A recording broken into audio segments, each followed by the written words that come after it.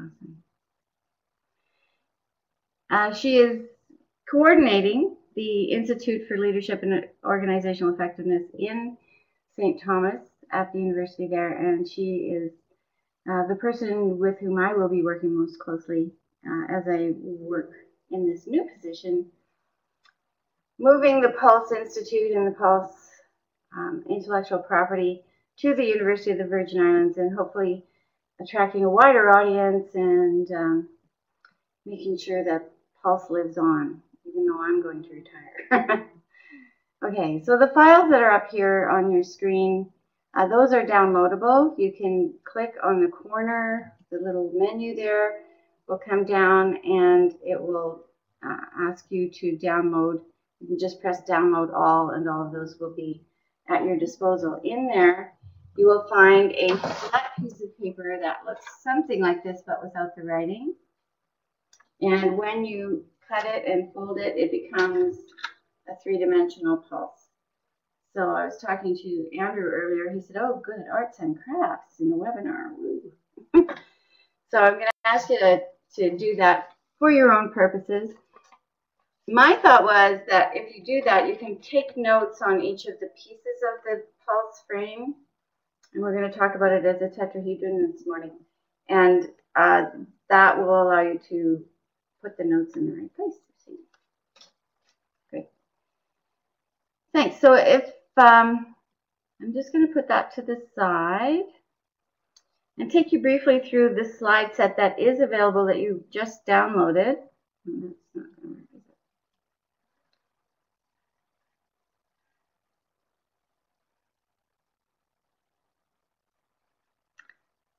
it? Okay, I'm going to close this file.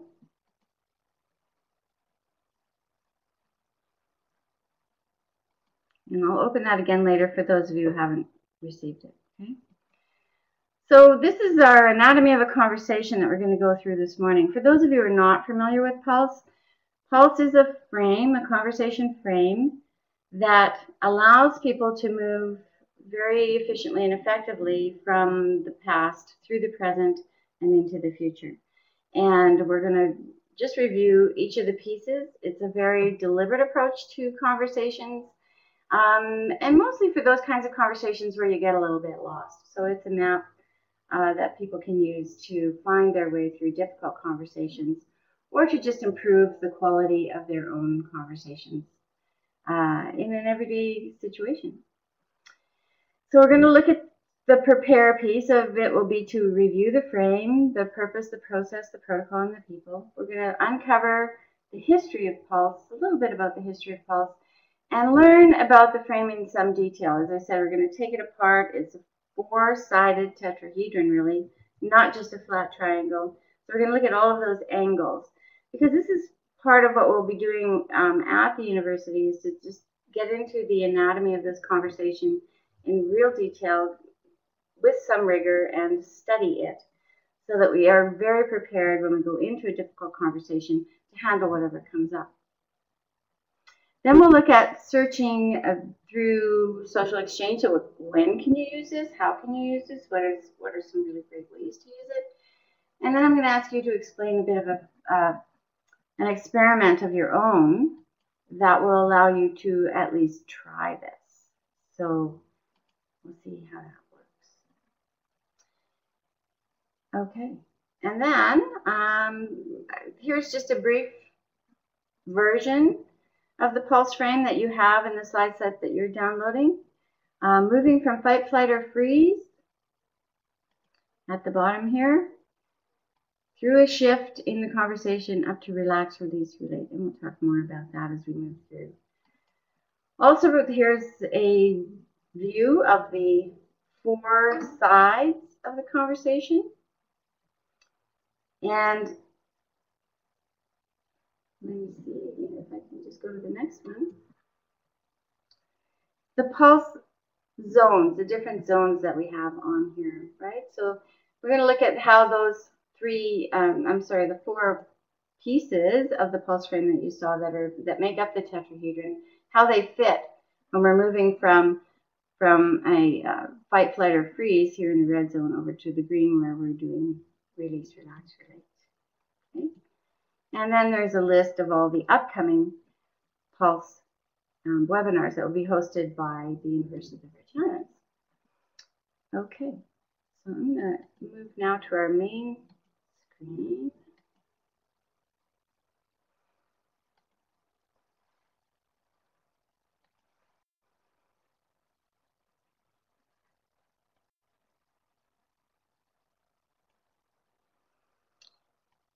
And there is an opportunity for you to share your pearls of wisdom as we move through this. Let me get a little closer. And please do that through the chat room. Just chat in. And I notice some people are just joining. Please type in where you're from. I see Brenda has signed in. I know she's in Calgary. Just put in the chat room at the bottom there where you are in the world. And we'll get into this. So welcome to the webinar. Here we go. I've already gone through this with you. Just prepare, uncover, learn, search, and explain. So we actually use the pulse frame to structure this learning conversation. And we're going to be here with you. The purpose of it is to just introduce you generally to the 4 sides of the pulse frame. And then the protocol we'll get to in a second, because we're going to go through all of these: purpose, process, protocol, and people. Now, the process, as I said, is just the 5 stages, because you can use it for just about anything. And organizing your thoughts, organizing a letter, any writing that you're doing, it works as well. So we use it to organize the learning. So today we're going to go through prepare, uncover, learn, search, and explain. So 2 challenges you may face in conversation. Someone would like to type in maybe a challenge or 2. That would be great. What I'm thinking about here is that there are challenges that we face in conversation, and there are kind of 2 sides to that.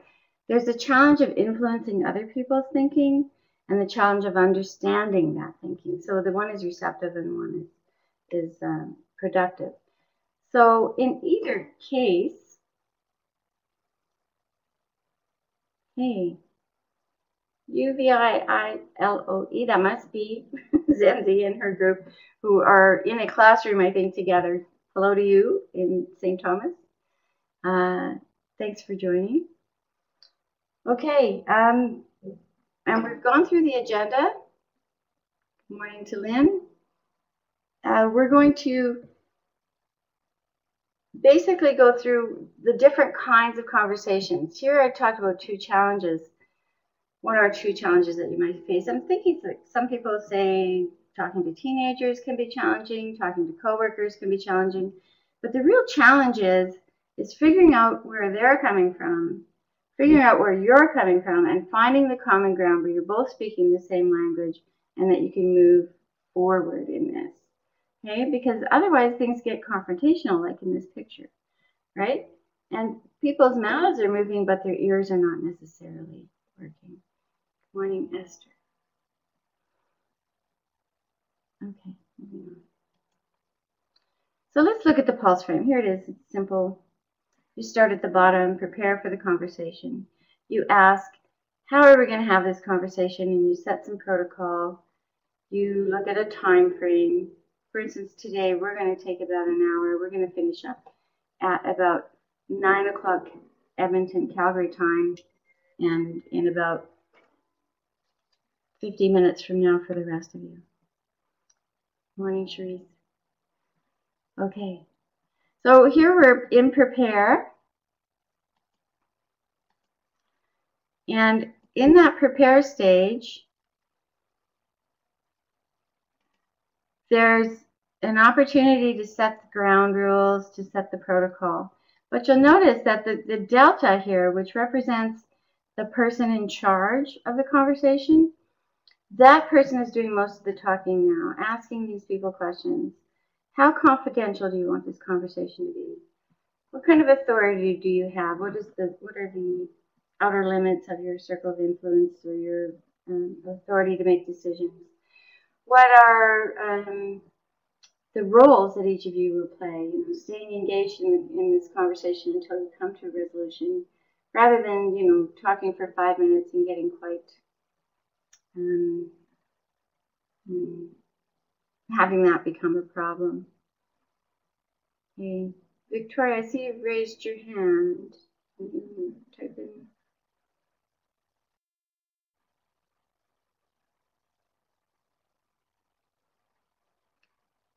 If you could just type me in a message, I'll be able to answer you, I hope. So as I said, in this first one, we're looking at how the conversation will proceed. Purpose, process, protocol, confidentiality, authority, roles, and time are kind of the basic things that you look for now. Okay. Is anyone else having problems seeing the screen?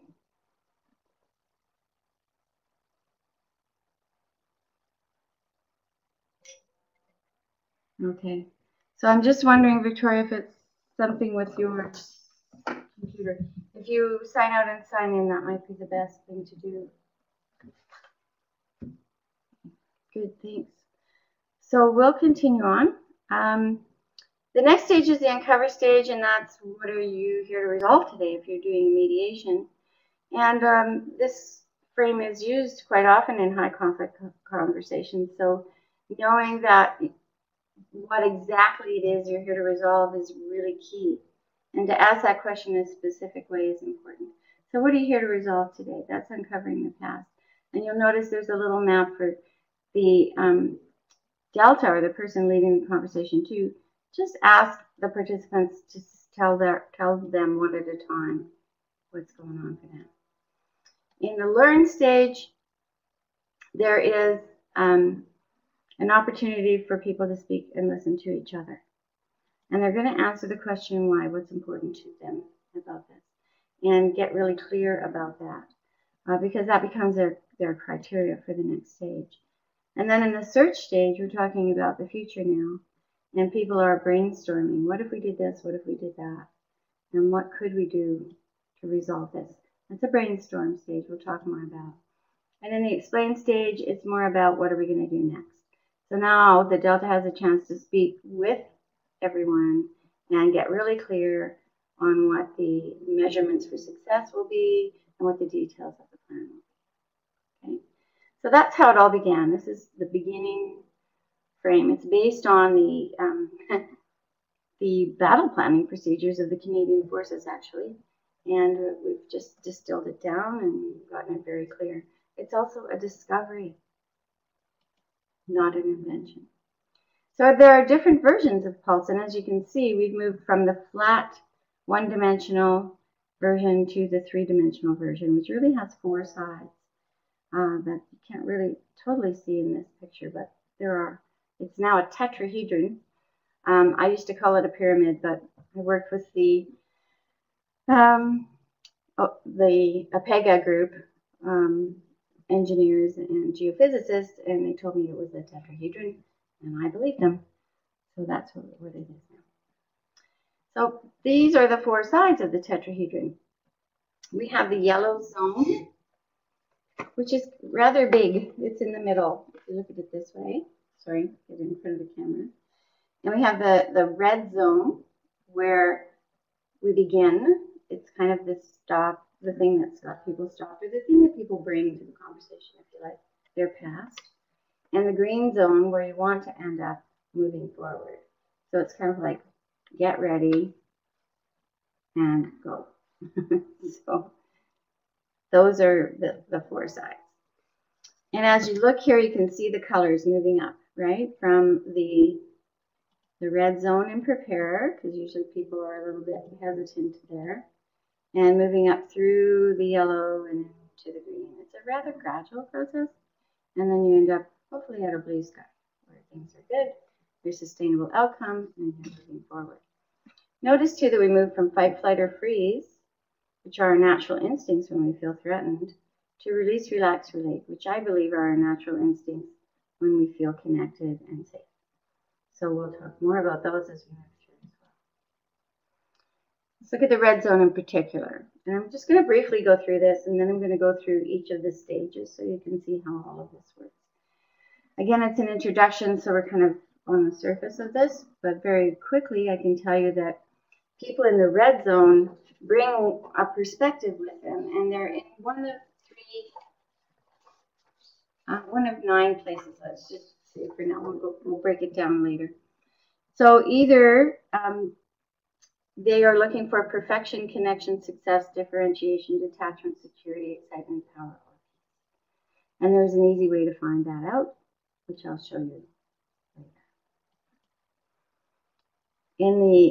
These are the stages that we just went over. Prepare for the conversation, uncover the circumstance from the past, learn the significance in the present, which become the criteria for the future, and search the options, and then explain a plan of action. So these are the actual steps that you see on the poster that we use in Pulse conversations to guide the conversation. And then if you examine each of those in kind of an X-ray kind of way, these are all the skills that you use in each of the stages. So you see now that our tetrahedron has cross beams that are triangles that are very strong. Like there is a lot of strength and complexity to the pulse frame. It isn't just what you see on the surface. That's like looking at the outside of a building. You don't see the interstitial pieces, the structure of it. But there is a very strong structure behind pulse that does make it strong and simple, complex and effective in a number of ways. We've seen it work in many different situations, and mostly because it's based in research and human behavior. It's a sociological construct that I'm pretty proud of, actually. And in the yellow zone, these different, if you look back here, you'll see all of these skills.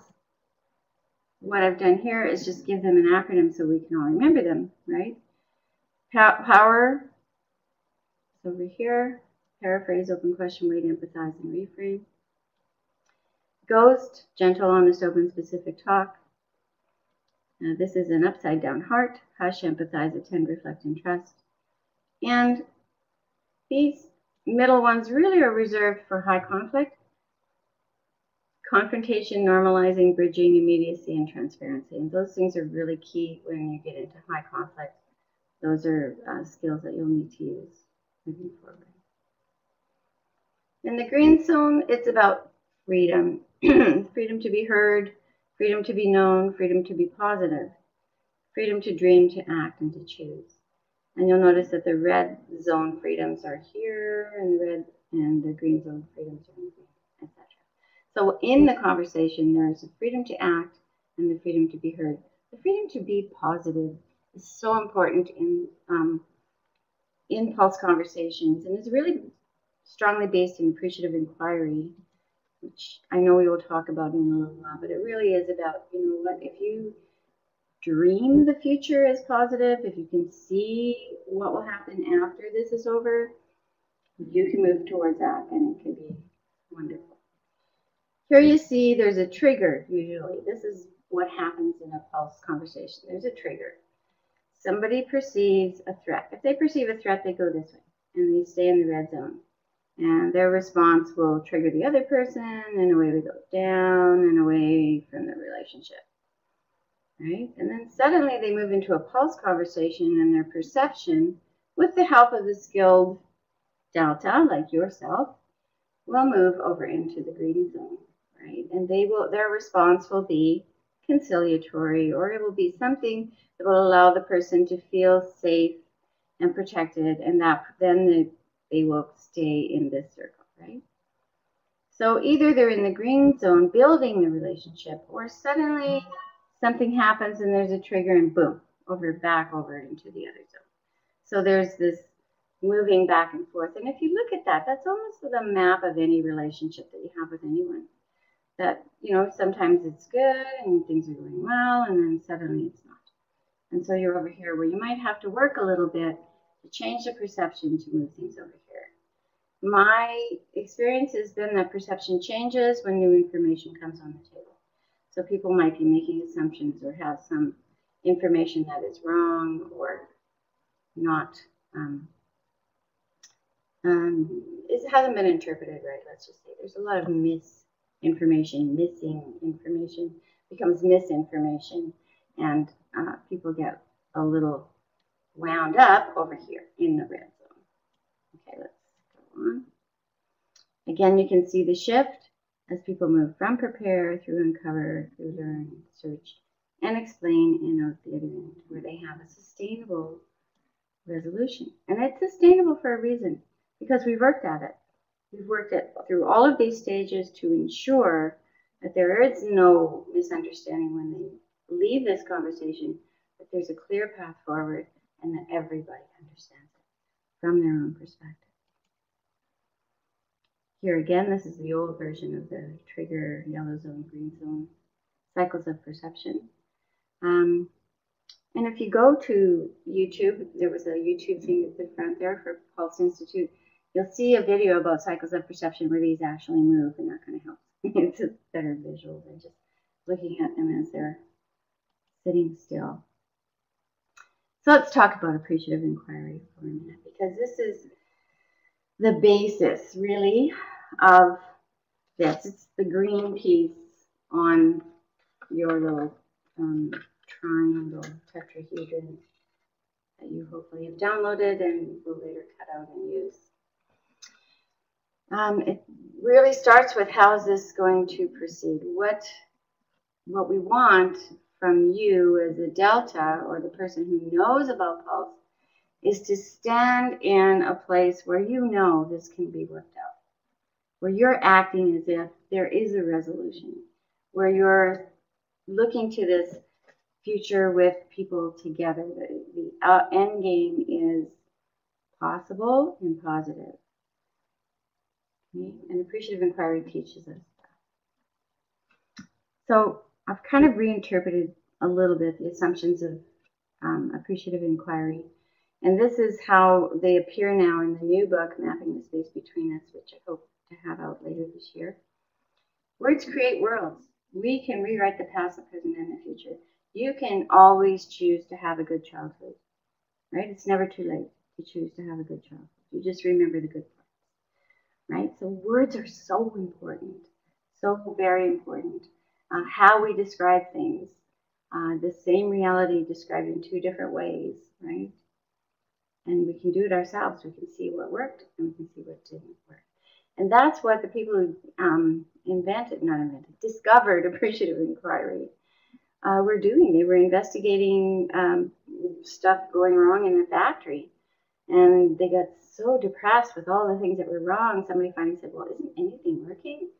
And then there was a whole different story unfolded. Yes, this is working, this is working, this is working. So really it's all about in the question that you ask, right? So acting as if it's self-fulfilling. If you think that the factory is running really poorly, guess what? It is. But if you think that there's some really good things happening in that factory and you focus on that, that's the reality. Not that the reality has changed, it's just the perception has changed. So having that positive perception is really important. You matter in the equation. Your thoughts, words, and deeds make a difference. So that if you can change yours to positive, you're going to create an opportunity for other people to be positive as well. Because as human beings, we tend not to be. We tend to be negative and suspicious and cautious. That's how we are still alive as a species on this planet, is from being cautious. Right? Freedom liberates choice. So the power to choose equals responsibility. If I don't have to do something, I'm more likely to choose to do it if I choose it. And I used to use that with my kids all the time when they were little.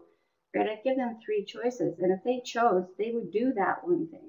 If I said, what do you want to do? They might be a little overwhelmed by that possibility. But if there's choice in it, they seemed to be able to not just make that decision, but take responsibility for it. And sometimes I have to remind them, well, that was your own choice, remember?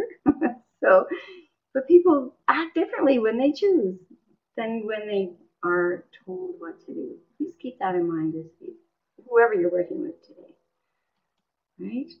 Inquiry creates change. I talked about that. The moment you ask a question, and the kind of question that you ask is really super important. Make sure you ask a question that leads to positive outcomes. Right? Noticing honors everyone. Open your field of perception. Notice what's going on. Like, don't just look at the screen that you're looking at right now. Look around it and see what you see. And just open that field of vision a little bit. And notice how people are feeling. Not just what they're saying, but what they're not saying. And just being aware. It's a very important piece. Dreaming together is powerful, and daring creates momentum. Those two things are very self-evident, I think. If you dream together, then you move in that direction together. Right? It's all about setting a goal and moving towards it. And everything is open to interpretation. Everything. So find the good in it. Reframing to the positive opens fields of possibility. And we'll go over that again and again. I think it's so true. If you can begin to see the mighty oak inside the acorn, and reframe for people when they're complaining that they only have an acorn and not an oak tree, to show them where that oak tree is possible. It becomes a very powerful tool that you can use in any conversation. Here's the protocol that we use with Pulse. Gentle, honest, open, specific talk. Speak gently so the other person can keep listening. Be honest. Say what you're thinking, because otherwise you're not respecting the other person, you're not respecting your own needs and wants. Be open to hearing what's being said and allow it to influence you. Be specific. Use examples so that there's clarity in the conversation. And keep talking. If you're not talking, you're not resolving. Nothing gets solved without somebody speaking. And, I've been in conversations where people have been quiet for up to 12 minutes. And at the same time, there's some communication going on. You can see it in the eye movement. You can see it in the body shifts, those kinds of things. But if you don't talk, you don't reach resolution. Whether you're in a high conflict situation or just trying to decide what movie to go to, it doesn't really matter. So talk is important, right? People can't read your minds. We all think they can. We all think they know everything that we know. It's not true. You have to keep talking. So this gentle, honest, open, specific talk protocol is one that really supports all of the things that we've just learned about appreciative inquiry. Okay, all of these are nicely captured in doing this. I use gentle rather than respectful because some people do set conversations up as respectful. But I think out of respect, we hold things back. We don't say the whole truth and nothing but the truth, which gets at the honesty piece. And I think you have to have both gentle and honest conversation if you hope to resolve things. So that's the protocol. Let's move on to the uncover stage, right? There's dragons there. Here be dragons. Agreeing on a neutral title or topic to the story is really that first step in this uncover stage. And this is where people are more likely to be in the red zone and feeling a little emotional, right? If it's a high emotion situation, they're sitting across the table from someone they don't really want to sit across the table from. And they may not hear what you say for the first little bit because their ears are kind of closed as they deal with the emotional stuff that's going on for them inside. But what we want to know here is, what are the circumstances from the past, right? What thoughts have they brought with them? What things have happened? What course of action are they making assumptions about what the other person is thinking? Those kinds of things. So listening to them briefly, say, so, what do you hope to gain in this conversation is really important. In high conflict, I say, what are you here to resolve? And if they don't answer, I say, what are you here to resolve? And if they still don't answer, I say, what are you here to resolve? Right? Getting at the same thing, but with a different emphasis, because if they're not really clear about it, they're not going to know the purpose of this conversation, and they'll not be able to measure whether it was successful or not. So it's really important to get really clear on the topic. Okay? and to state it, not to make assumptions about it. Sometimes we go in with familiar people, familiar circumstance. We all think we know what we're talking about. Ain't necessarily so. You may have to clarify that and even write it down. But agreeing on a neutral title that both people will nod their heads and say, yep, that's what we have to talk about. That's what we're here to resolve. That's very key in this uncover stage. What we'll find is that people are coming from different places, right? And it is an emotional piece. So our job, and something we kind of model, if we're in a negotiation or we're just having a conversation with someone, you model this. So listening for what they are looking for, right? You hush your own story, kind of park it somewhere in your brain. You empathize by, no, you don't have to say anything, just kind of get over there and try and see the world from their perspective. You attend to their body language, their facial expressions, because facial expressions are one of the things that we think are worldwide. Like there's been a lot of research that say that they're pretty cross-cultural. So attending to facial expressions, attending to body language, attending to language, all of that can be very helpful. Right? And reflect. Reflect back the emotion that you see, just with your own facial expression, match theirs, and see what kind of response you get to that. And trust that they're doing the best they can with what they know. As I said before, most conversations there's a pivotal key moment where someone says, oh, I didn't know that. And so usually it's a sharing of information. That's why we're having a conversation, but making sure that everybody feels that they are being honored in this conversation. And they're very trusting that they are doing the best they can with what they know. There may be something they don't know that's affecting their behavior, but let's trust that they're doing the best they can with what they know. They're looking for something. So this is kind of checkpoint 1 for our red zone. What are they looking for? Are they looking for perfection? Are they looking for connection, success, differentiation, detachment, security, excitement, or power? Or are they looking for peace? And so where are they on this? Which of the beaches? We call them beaches. It's another acronym. I forgot to put that one in here. Beliefs, expectations, assumptions, concerns, and hopes. What is where's their sunny place? Let's think of the beaches, their sunny place. What are they looking for? What's missing for them? So, and you can usually pinpoint that pretty quickly, right? Let me just go past here for a minute and show you how.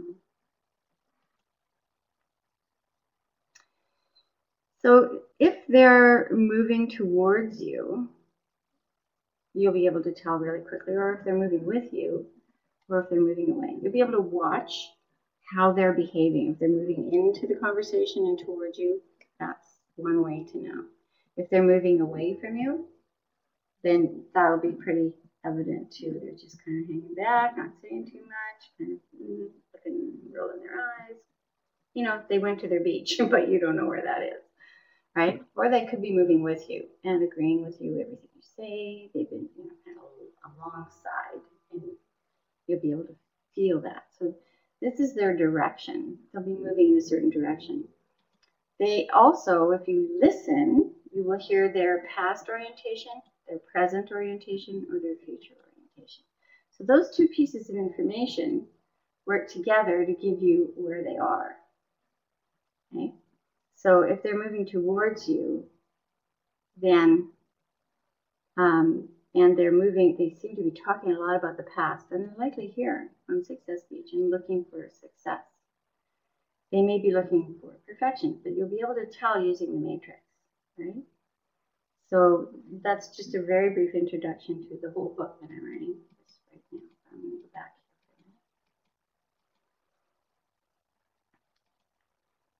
here. Okay, so they're looking for something, and you'll be able to tell by watching their direction and listening for their orientation.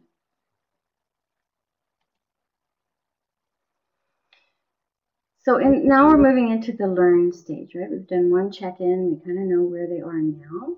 The thing is that people move in conversation. And again, as I said, when information is revealed in the conversation, people begin to move in different directions and their orientation changes. So it's something we kind of have to check in with 2 or 3 times during a conversation.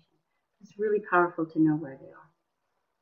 So the learn stage really is about what's significant. And so we're listening, power listening. We're listening for the beach, right, where they are.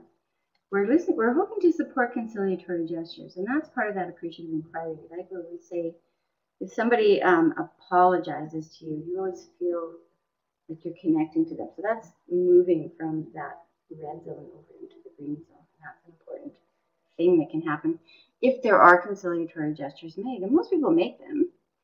They say, you know, I used to like you, but now I think you're awful, right?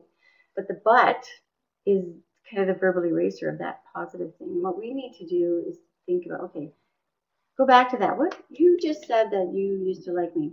Say more about that. Go back there and hear that, right? And listen for those conciliatory gestures, because those are really important. And use the power tool, which I'll introduce you in a minute. And identify common and differing criteria, because you know you have to honor the people that people have differences, and that's okay. You know, we're coming from different perspectives. Doesn't make us wrong. Let's identify those, and let's see what we also share. Which one of those beaches do we have in common, and where is our common ground? Conciliatory gestures, owning responsibility, self-discovery, apologizing, all of these, right?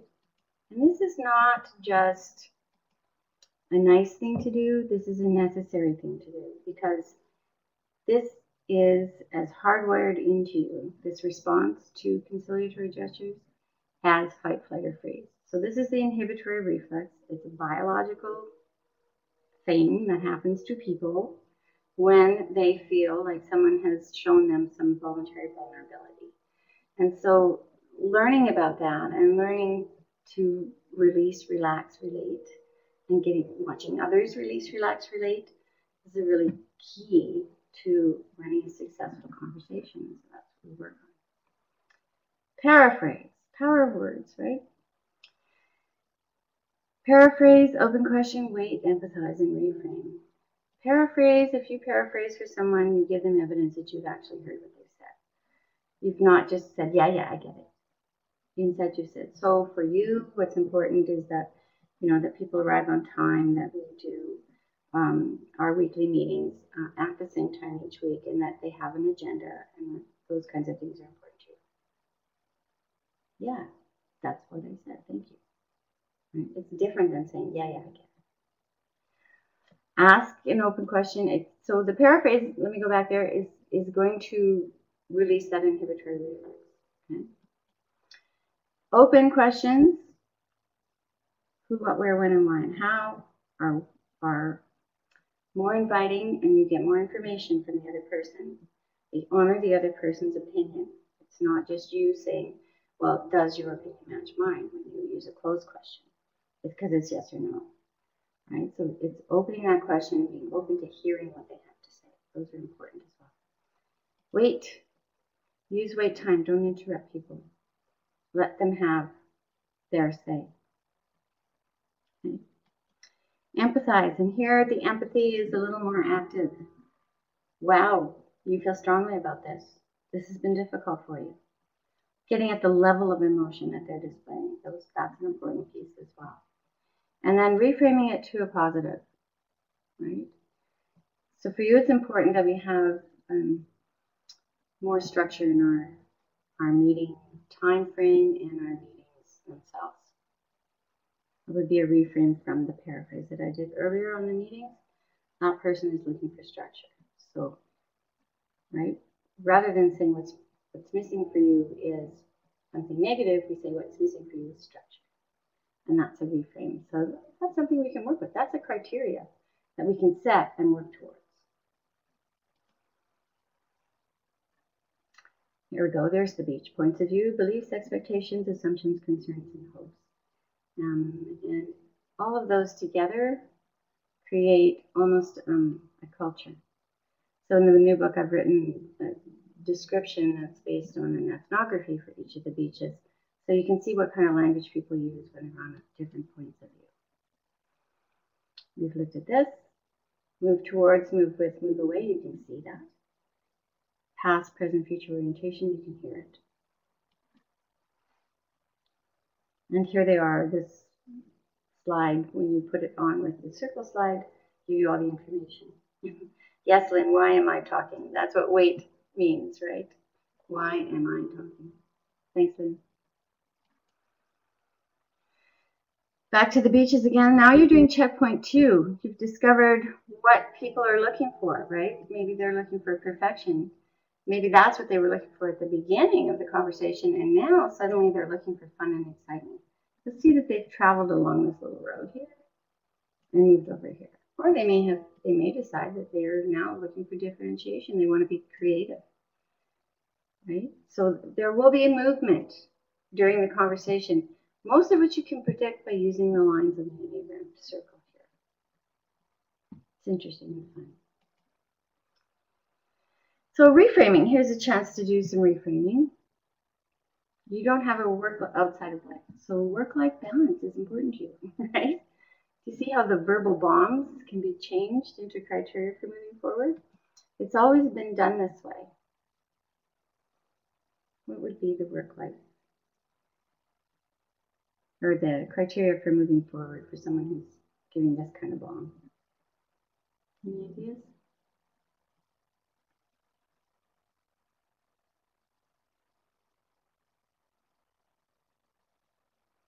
Yeah, consistency and predictability are important to you, right? You hug all the summer, so you know how to do this, right? You just take what you hear and you change it into, okay, what's missing for them? You go back to the circle here, and you'll find one of these places where they seem to be missing something. So if somebody's hogging the vacation time, that could be an excitement thing, right? Somebody's missing that excitement piece, and that might be important for you to talk to them about that. Oops, going the wrong way. Okay. So we want to bridge differences in conversation and identify common ground, right? Common and different criteria so that they can build a future together. And that's the whole puzzle that PULSE is about, just building that bridge one step at a time. Okay, again, beach 1, beach 2, and the common beach. Those criteria generate something that ends up being a shared solution. And that's always our hope, that people come away knowing very clearly what it is they need to do, what's next, what's the people, purpose, protocol, all of that for the next steps. First we go to search though, and in search it really is about what could you do? Given the circumstance that you'd like to resolve, and given the criteria that you identified, what's feasible and doable and within your control. Okay, and so then this becomes a brainstorm session. And brainstorming really is, what's possible, what's impossible. Let's do the impossible, right? Spending judgment, 10 ideas, creative, crazy ideas. So this is the right brain thinking piece. And you don't judge anything at this point because that shuts down creative thinking altogether. The minute you start to judge something, you move to the left brain. It's really difficult to get back to the right brain. So we always say 10 to 12 ideas. Let's make sure we widen this field a little bit and move into the future with as many possibilities as possible. So in the explain stage now, we've moved over and our left brain is taken over to calm down. We're just going to get this down in writing. What are the specific actions? Who will do what by when? And what are our measures of success? What's the time? What's the possibility? What's in the way? What do we need to do to make sure it happens? Those kinds of things, okay? So what's the plan of action? This is where we get involved again and write it down really clearly. So like I never leave a coaching conversation or a mediation or even a conversation with a colleague without saying, okay, what are we doing and when do we meet next and what do we have to have done by then? And those kinds of things is a very simple thing, and it makes for successful outcomes, sustainable outcomes at every turn. And now, our person who came in on perfection beach and wanted things done correctly, who then moved to, let's say, differentiation because they were looking for an opportunity to be creative within this thing that we were resolving, has now moved to connection, has become your best friend. That's what happens. People move, right? So and let's say they came in on power, right? And they're mad and they want things done and they want to do it their way, right? And suddenly they've moved over here in the middle and said, okay, well, if we did this together and if we did that together and if you and I did this because we both know so-and-so, that would be different. And then at the end of this, they might move down here to differentiation, get really creative with their plan moving forward. But people don't stay in the same place, is what I'm trying to say. So you do move in a conversation around the circle, the Enneagram circle. And that's kind of cool to know. I mean, it explains to me why, as a mediator, I'd go into a conversation and people would be in one place. It's like these two people would come in, and then these other two people would leave. And something happened in the middle. I don't think it was just magic. I think there was a structure to the conversation that allowed them to look at each other's perspectives in a way that allowed them to find common ground and move forward. And so when you do that, people change and move, and their direction and their orientation change. So you have to be watching for that as people go through.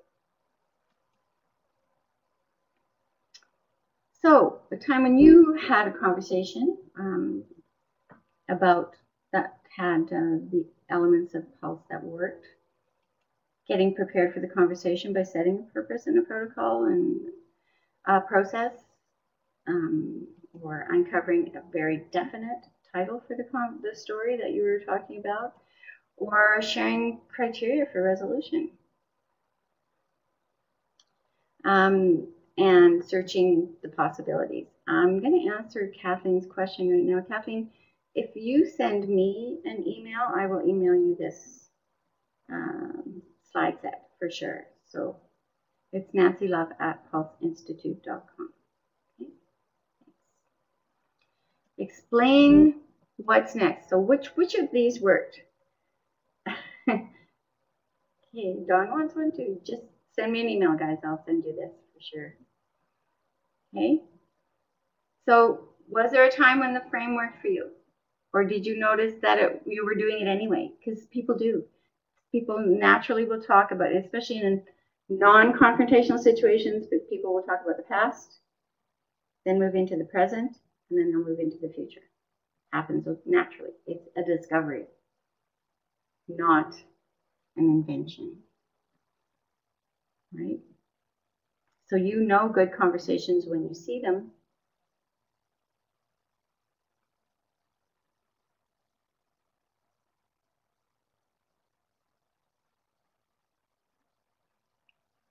I'm not getting feedback.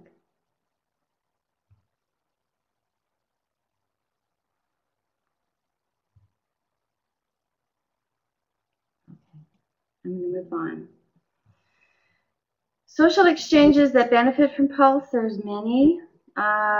Every kind of conversation you can possibly think of will benefit from using the elements that we've talked about today: the prepare, uncover, learn, search, explain, the power of the heart, and the ghost, the gentle, honest.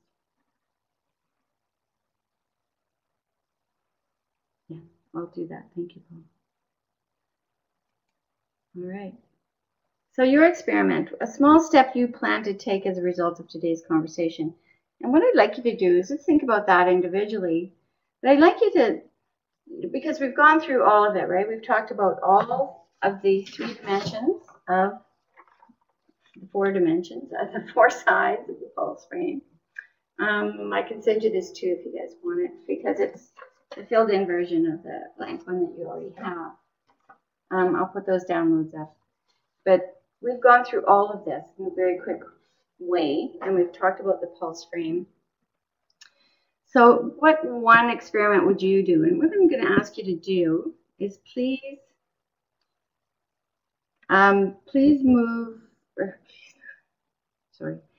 send me an email with your experiment.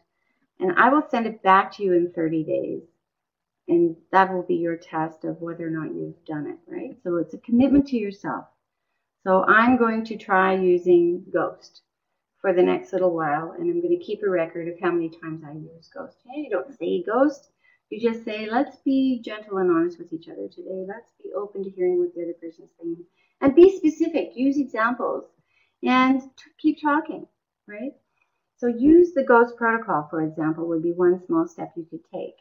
Write me a note to say this is what I'm going to do as a result of this webinar, and I will send it back to you on August 22nd, and we'll see if you were able to keep your promise to yourself. Okay, that's my invitation to you. Please do that.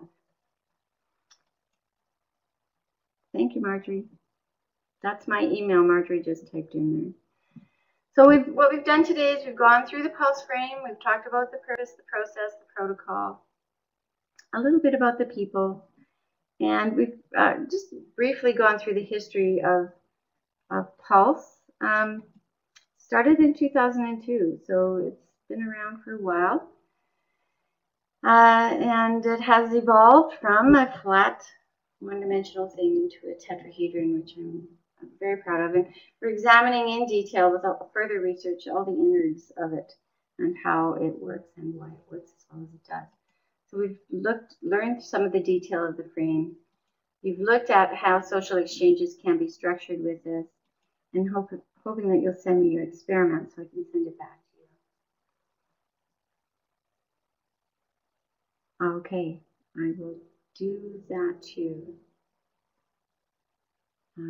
Thank you to everyone. If you want to stay with me, if there are any comments, I will be putting out the files for you to download in just a second here. But I did want to thank you all for your contribution and for joining us.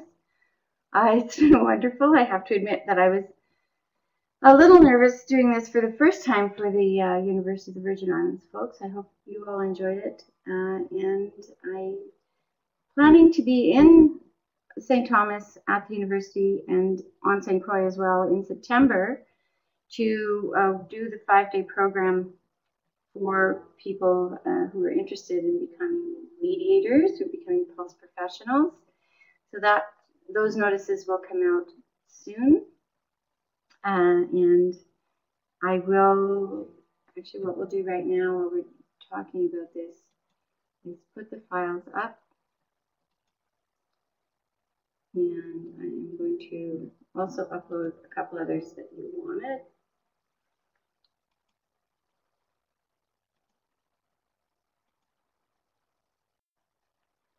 So that might take a few minutes. Any other comments that anyone would like to make? Thank you, Sharon. The acronym for BEACH is Beliefs, Expectations, Assumptions, Concerns, and Hopes.